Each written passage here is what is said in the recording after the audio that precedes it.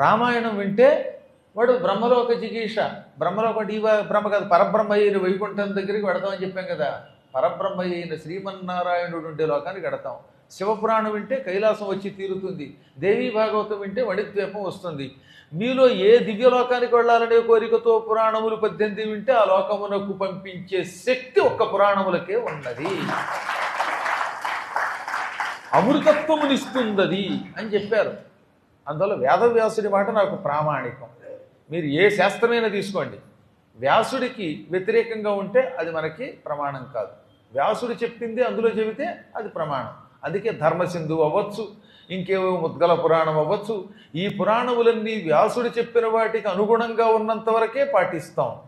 కానీ వ్యాసుడు చెప్పిన దానికి వ్యతిరేకంగా ఉంటే దాని ప్రమాణంగా స్వీకరించకూడదు. కాబట్టి వ్యాసుడే ప్రమాణము. ఆ వ్యాసుడే విష్ణు స్వరూపుడు. ఆయనే మనల్ని ఉద్ధరించడానికి వచ్చిన జగద్గురువు.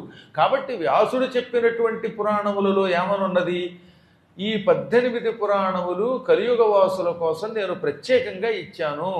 కలియుగంలో ఈ పురాణములను వినడము కంటే ధర్మము మరొకటి లేదు, దీనివల్లే మీరు తరిస్తారు, ఇంతకంటే గొప్ప భాగ్యం మరొకటి మీకు లేదన్నాడు. అది నమ్మాం.